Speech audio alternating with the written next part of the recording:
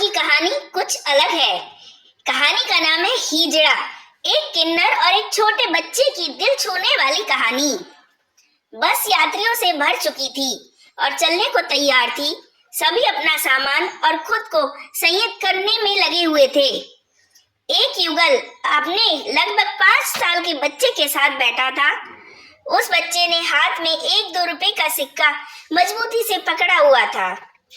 बच्चे की माँ ने उस बच्चे से वो सिक्का मांगा तो बच्चे ने देने से इनकार कर दिया। बच्चे की माँ ने जल्लाकर कहा, गिरा देगा तू इसे कहीं? लेकिन बच्चे ने ध्यान नहीं दिया और जाहिर कर दिया कि वह सिक्का नहीं देगा।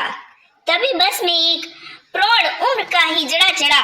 उसने चटक लाल रंग का सूट पहना हुआ था और होठों पर चटक लाल लिपस्टिक लगी हुई थी।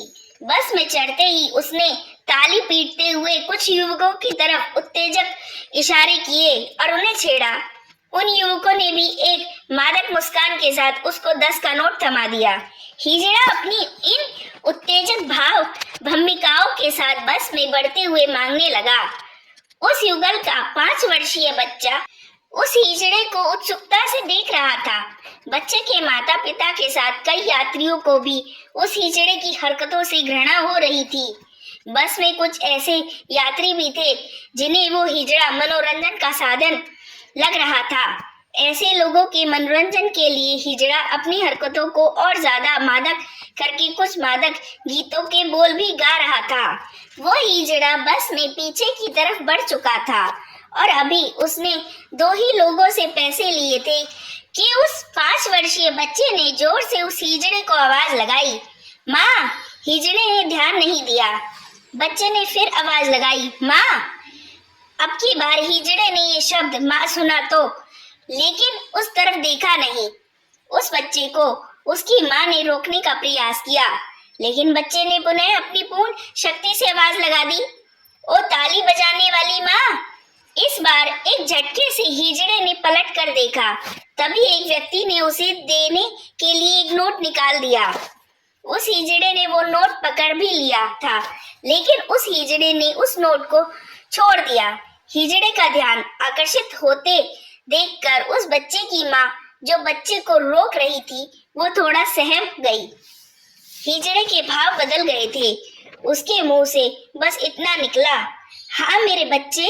बच्चे ने वो सिक्का हिजड़े को दिखाते हुए कहा, माँ ये ले लो माँ। ये शब्द माँ एक बार और सुनकर हिजड़े की आंखें, जो अब तक नम सी थीं, अब उसमें से पानी चेहरे पर आ चुका था। जो हिजड़ा अब तक अपनी उत्तेजित भाव भंगिमाओं से मात्र मनोरंजन का साधन प्रतीत हो रहा था या कुछ लोगों को ऐसेज किए हुए था, अब वो हिजड़ा विस्मृत सा हो गया था। वो यूं ही आगे बढ़ा। तभी उसे कुछ ध्यान आया। उसने रुककर एक यात्री के लिए पैसे उसे लौटा दिए। वो यात्री अवाक हिजड़े को देख रहा था। तभी बच्चे की एक और आवाज आई, माँ आजा। हिजड़े ने एक रूंधी हुई आवाज में कहा, हाँ आ गई मेरे बच्चे। हिजड़े ने बच्चे के पास से गुजरकर आगे जिस सवारी से पैसे लिए थे उसे भी लौटा दिए और बच्चे के पास आकर वो हिजड़ा अब पलक उस बच्चे को निहारने लगा। बच्चे के छोटे से हाथों से हिजड़े ने वो सिक्का लिया और उसे चूमकर माथे लगाया और ऊपर सर उठाकर भगवान का धन्यवाद किया।